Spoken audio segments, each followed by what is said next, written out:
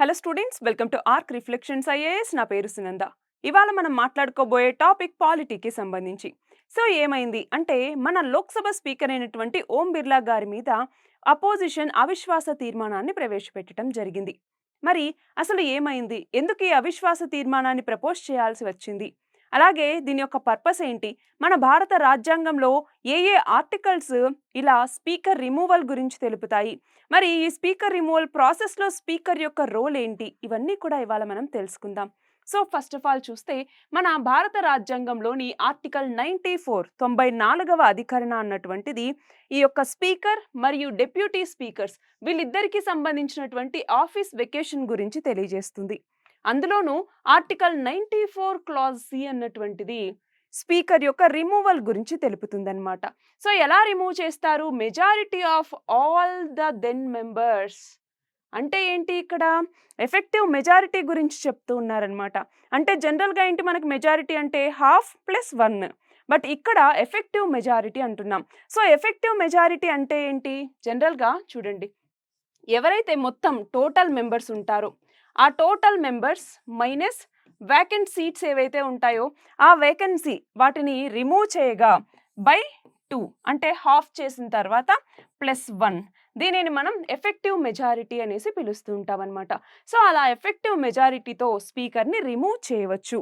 మరి ఏ గ్రౌండ్స్ మీద ఈ నో కాన్ఫిడెన్స్ మోషన్ అన్నటువంటిది తీసుకొస్తారు అంటే, జనరల్‌గా నో కాన్ఫిడెన్స్ మోషన్ అన్నటువంటిది అలెజ్డ్ బయాస్ లేదంటే మిస్‌యూజ్ ఆఫ్ ఆఫీస్ ఇవి చేసినప్పుడు ఈ కాన్స్టిట్యూషనల్ గ్రౌండ్స్ మీద స్పీకర్ యొక్క రిమూవల్ అన్నటువంటిది జరుగుతుంది.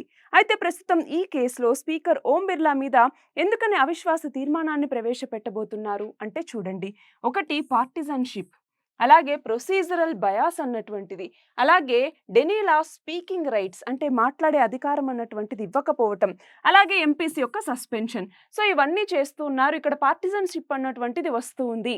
సో మాకు సరైనటువంటి అవకాశం ఇవ్వట్లేదు అన్నట్టుగా స్పీకర్ని రిమూవ్ చేయాలన్నటువంటి తీర్మానాన్ని ప్రవేశపెట్టడం జరిగింది. సో దీని యొక్క ప్రొసీజర్ ఎలా ఉంటుంది స్పీకర్ని రిమూవ్ చేయటానికి అంటే, ఫస్ట్ ఆఫ్ ఆల్ నోటీస్ ఇవ్వాలన్నమాట. ప్రియర్గా 14 డేస్ ముందర నోటీస్ అన్నటువంటిది కంపల్సరీగా ఇవ్వాలి. ఇలా నో కాన్ఫిడెన్స్ మోషన్ని తీసుకొస్తున్నాం అన్నట్టుగా రిజల్యూషన్ ఇస్తారు. నెక్స్ట్ వచ్చేసరికి లిస్టింగ్ ఆఫ్ మోషన్ అంటే ఏంటి? ఇలా పర్టికులర్ నోటీస్ అన్నటువంటిది ఇచ్చిన తర్వాత ఒక పర్టికులర్ డేట్‌ని దీనికి సంబంధించి ఇవ్వటం జరుగుతుందన్నమాట. అలాగే దాని తర్వాత డిబేట్, డిస్కషన్, అడ్మిషన్ ఇవన్నీ జరుగుతాయి. అంటే ఏంటి? అసలు ఈ తీర్మానాన్ని తీసుకోవాలా? వద్దా? అన్నటువంటి డిబేట్ అన్నటువంటిది వస్తుంది. అప్పుడు చూడండి, స్పెసిఫిక్ విత్ క్లియర్ చార్జెస్ అన్నటువంటివి ఇక్కడ ఉంటే ఆ టైంలో ఇక్కడ మోషన్ అన్నటువంటిది తీసుకోవటం జరుగుతుంది. సో అడ్మిషన్ అన్నటువంటిది జరుగుతుందన్నమాట. చూడండి, leave to move the resolution. ఆ రెజల్యూషన్ అన్నటువంటిది మూవ్ అవ్వాలి అంటే అట్లీస్ట్ 50 మెంబర్స్ అయినా కూడా ఆ రెజల్యూషన్‌కి సపోర్ట్ చేయాలి. సో అప్పుడు దాని రెజల్యూషన్ తీసుకోవటం జరుగుతుంది. దాని తర్వాత ఈ రెజల్యూషన్ మీద ఓటింగ్ అన్నటువంటిది జరుగుతుంది. సో ఆ ఓటింగ్‌లో ఎఫెక్టివ్ మెజారిటీ అన్నటువంటిది ఉండాలి. అంటే అక్కడ ఉన్నటువంటి ప్రెజెంట్ అయినటువంటి సభ్యుల్లో మెజారిటీ కాదు, total members minus vacant seats. So ఎన్ని సీట్స్ అయితే ఉంటాయో దానికి బై 2 చేస్తే, అంటే హాఫ్ చేస్తే వచ్చేదానికన్నా ఒక ఓటు ఎక్స్ట్రాతో గనక పాస్ అయితే అప్పుడు ఈ యొక్క మోషన్ అన్నటువంటిది పాస్ అయినట్టు. అప్పుడు స్పీకర్ యొక్క రిమూవల్ అన్నటువంటిది జరుగుతుంది. మరి ఇక్కడ చూడండి, రోల్ ఆఫ్ స్పీకర్ ఏంటి ఈ టైంలో అంటే, ఇప్పుడు స్పీకర్‌కి 14 డేస్ ప్రియర్‌గా మనం నోటీస్ అన్నటువంటిది ఇవ్వటం జరుగుతుంది. అవునా? సో ఇక్కడ చూడండి, నో కాన్ఫిడెన్స్ మోషన్ అన్నటువంటిది ఇచ్చినప్పుడు ఆ నో కాన్ఫిడెన్స్ మోషన్ అన్నటువంటిది ఇటు లోక్సభలో మనకి కన్సిడరేషన్‌లో ఉంది అన్నప్పుడు, అప్పుడు ఈయన ప్రిసైడ్ చేయరు. అంటే లోక్సభ ప్రిసైడింగ్ ఆఫీసర్‌గా ఇప్పుడు స్పీకర్ ఉండరు. ఆయన ప్లేస్‌లో డిప్యూటీ స్పీకర్ కానీ లేకంటే ఇంకెవరైనా ఆఫీసర్ ఉంటారనమాట. అయితే ఇతనికి అక్కడ ఏదైతే ఈ రిమూవల్ ప్రాసెస్‌కి సంబంధించినటువంటి డిబేట్స్, డిస్కషన్స్ జరుగుతాయో వాటిలో ఇతను పార్టిసిపేట్ చేయవచ్చు. అలాగే అతను మాట్లాడవచ్చు కూడా. మాట్లాడొచ్చు. ఆ డిబేట్‌లో పార్టిసిపేట్ చేసేటటువంటి అధికారం స్పీకర్‌కి ఉంటుంది. బట్ ఎప్పుడైతే ఎఫెక్టివ్ మెజారిటీతో ఈ మోషన్ అన్నటువంటిది పాస్ అవుతుందో అప్పుడు స్పీకర్‌ని తొలగించడం జరుగుతుంది. సో ఇక్కడ చూడండి, సిగ్నిఫికెన్స్ ఏంటి అసలు? అంటే ఇలా ఒక లోక్సభ స్పీకర్‌ని రిమూవ్ చేయటం అన్నటువంటిది ఎక్స్‌ట్రీమ్ పార్లమెంటరీ డిసగ్రీమెంట్ ఉన్నప్పుడే జరుగుతుంది. సో ఇది మాత్రమే కాదు, ఒక స్పీకర్‌ని రిమూవ్ చేస్తున్నారంటే మెజారిటీతో ఉన్నటువంటి గవర్నమెంట్ కూడా అక్కడ సపోర్ట్ చేస్తూ ఉన్నట్టే కదా! అంటే ఏంటి? జనరల్‌గా మెజారిటీ వచ్చినప్పుడే ప్రభుత్వ ఏర్పాటు జరుగుతుంది. బట్ ఇక్కడ స్పీకర్‌ని రిమూవ్ చేయాలంటే మనకి ఎఫెక్టివ్ మెజారిటీ కావాలి. అవునా? సో, అంటే ఇక్కడ అధికారంలో ఉన్నటువంటి పార్టీ సభ్యులు కూడా దీనికి అంటే ఈ మోషన్‌కి అంగీకరించాలి. సో, అలా ఉంది అంటే గవర్నమెంట్ మీద నమ్మకం అన్నటువంటిది ఎలా ఉంటుంది? అది క్వెషనబుల్. అవునా? సో, చూడండి మెజారిటీ సపోర్ట్ అన్నటువంటి దాన్ని ఇది టెస్ట్ చేస్తుంది. డెమోక్రటిక్ నార్మ్స్ అన్నటువంటివి ఇక్కడ టెస్ట్ చేయబడతాయి. సో, ఇదొక పొలిటికల్ మూవ్ లాంటిది కాకుండా ఇది చాలా స్పెషల్. ఎందుకు అంటే అది గవర్నమెంట్ మీద నమ్మకం ఉందా? లేదా? అన్నటువంటి దాని మీదకి కూడా క్వెషన్ మార్క్‌గా అవుతుంది కాబట్టి.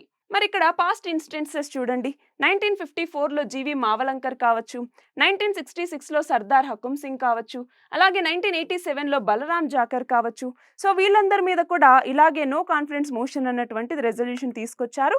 బట్ ఏది కూడా పాస్ అవ్వలేదు. కానీ ఇక్కడ మనం గమనించాలి. అసలు నో కాన్ఫిడెన్స్ మోషన్ వరకు తీసుకొచ్చేంత వరకు ఈ పరిస్థితులు అన్నటువంటివి వచ్చాయి అంటే, డెమోక్రసీకి సంబంధించిన వాల్యూస్ ఎలా ఉన్నాయి అన్నటువంటిది ఇక్కడ మనం అర్థం చేసుకోవాలి. సో, ఒక్కసారి ఇక్కడ మనం గుర్తుంచుకోవాల్సిన పాయింట్ ఏంటి? ఒకటి 14 డేస్ ముందుగానే నోటీస్ పీరియడ్ అన్నటువంటిది ఉంటుంది. అంటే నోటీస్ అన్నటువంటిది ఇచ్చిన తర్వాత 14 డేస్‌కే దానికి సంబంధించినటువంటి రెజల్యూషన్‌ని ఇంట్రొడ్యూస్ చేయటం జరుగుతుంది.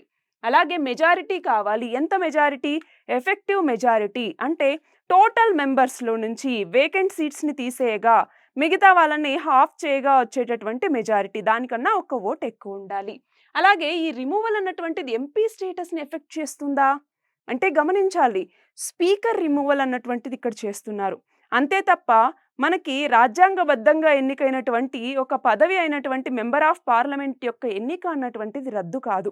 సో, ఈ స్పీకర్ పదవిలో ఉన్నటువంటి వ్యక్తి ఎవరైతే ఉన్నారో, ఈయన స్పీకర్ పదవి నుంచి తొలగించబడిన తర్వాత కూడా ఎంపీ పదవిలో కొనసాగుతారు. ఇది మనం గుర్తుంచుకోవాల్సినటువంటి విషయం.